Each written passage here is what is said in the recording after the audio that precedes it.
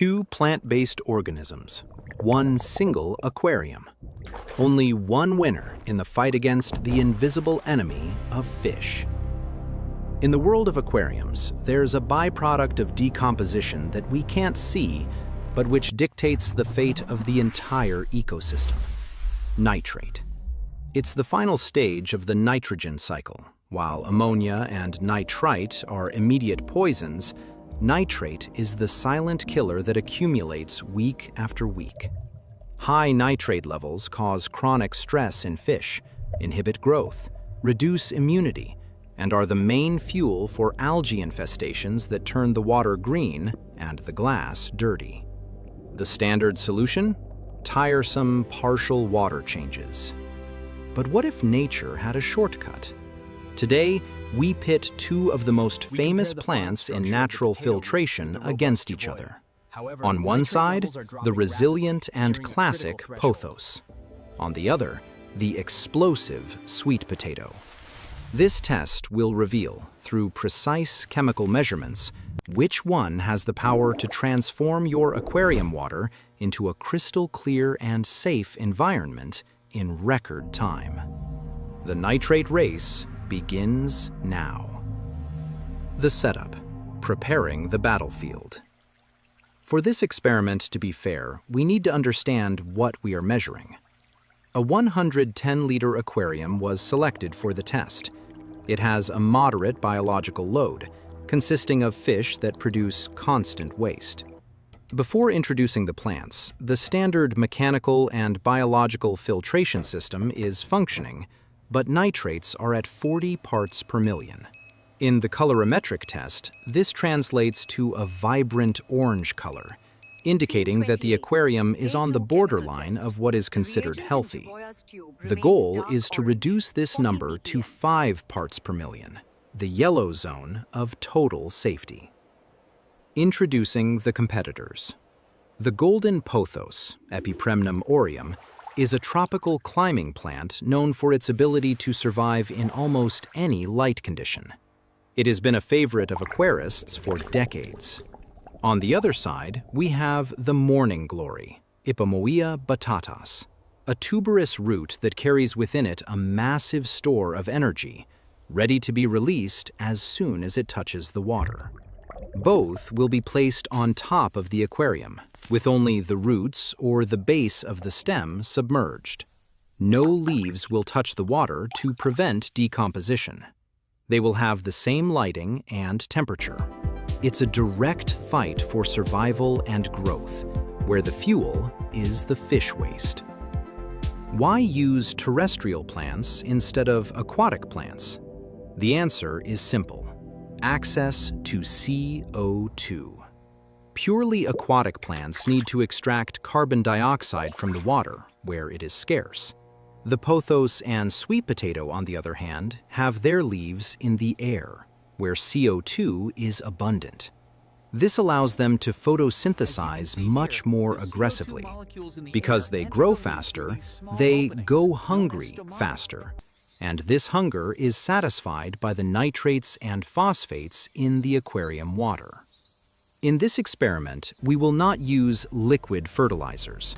We want the plants to depend exclusively on what the fish produce. This will give us a true reading of the efficiency of each plant as a biological filter. We will monitor 3 factors: the rate of root expansion, the production of new leaves, and the gradual decrease in nitrate levels in the chemical test. The story the roots tell is the story of water purification. The power of the boa constrictor, the strategy of resilience. The pothos enters this competition with the advantage of experience. It is famous for its robust root system. Unlike other plants that can wilt with a change in environment, the pothos is almost indestructible. Its roots are thick and have a protective cuticle that prevents rotting. In the first few days, the boa constrictor behaves cautiously. It doesn't start growing immediately. First, it establishes its sensors in the water. Each node of the submerged stem begins to swell and release adventitious roots. These roots are designed to seek nutrients in tree crevices in nature, and in the aquarium, they become hungry straws. The boa constrictor focuses on quality, not quantity initially. Its roots are dense and tend to grow downwards, creating a decorative vertical curtain.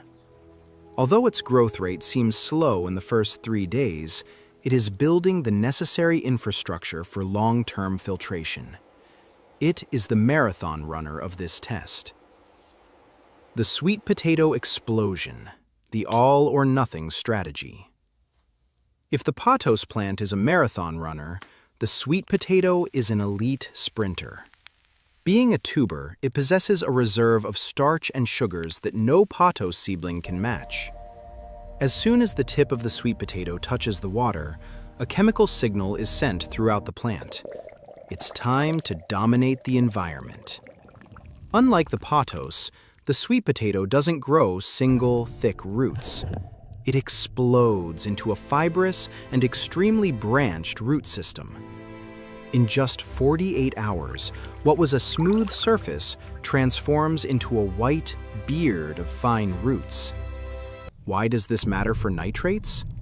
Surface area. Thousands of fine roots have a much larger contact area with water than 5 or 6 thick roots. This allows the sweet potato to absorb nutrients massively and almost instantly.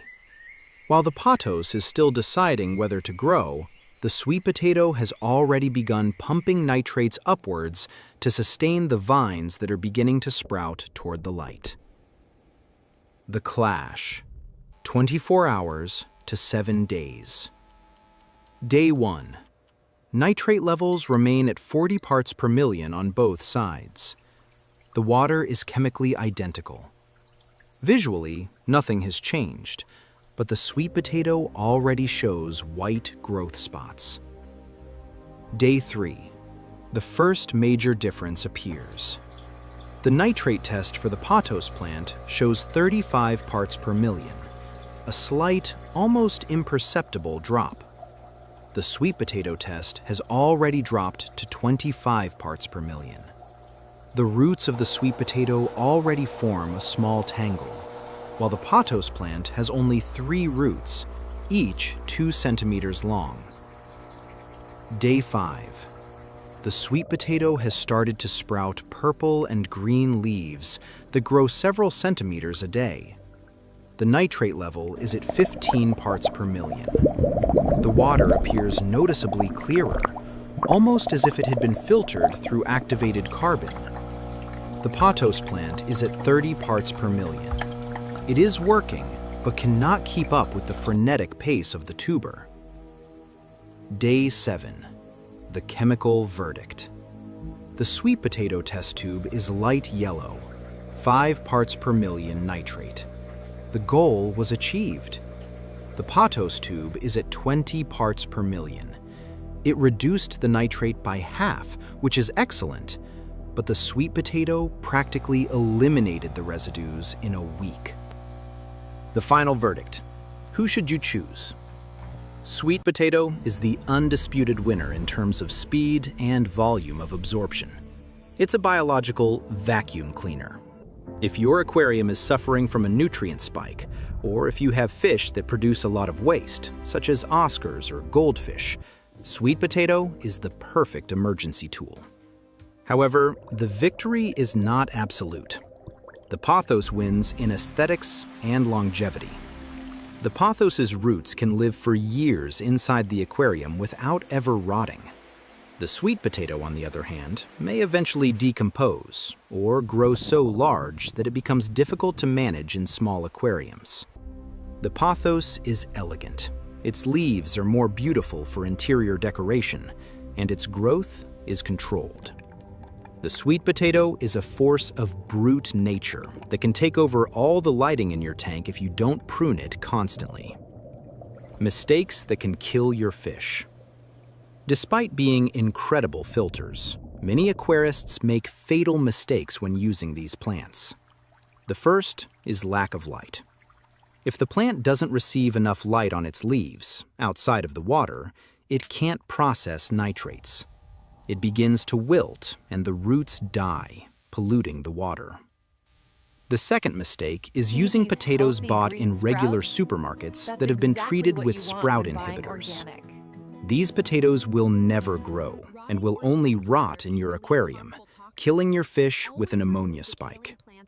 Always look for organic potatoes, or those that already show small eyes of growth. The third mistake is ignoring evaporation. These plants drink a lot of water. In a week, the aquarium's water level can drop drastically, which increases the concentration of other salts in the water. Always replenish the evaporated water. A practical strategy for your aquarium. The best way to utilize this knowledge is not by choosing just one, but by combining the two. Use the sweet potato as an initial shock filter to clean the water and establish a root system for the fry to hide in. Once the aquarium is stable, introduce several pothos seedlings around the edge. The pothos will maintain stability in the long term. When the sweet potato gets too big or the tuber starts to soften, you can remove it, knowing that the pothos has already established its protective network. This combination creates a natural filtration cycle that reduces the need for water changes by up to 80%, keeping the environment much closer to what the fish would find in nature. Natural filtration doesn't replace your mechanical filter, but it elevates your aquarium hobby to another level. Watching the life cycle unfold, with fish waste transforming into lush green leaves, is the most rewarding part of this hobby. If you want to learn more about using nature to make aquarium maintenance easier and give your fish a better life, consider subscribing to the channel. We bring you real and practical tests to transform your aquarium into a perfect ecosystem. Until the next challenge.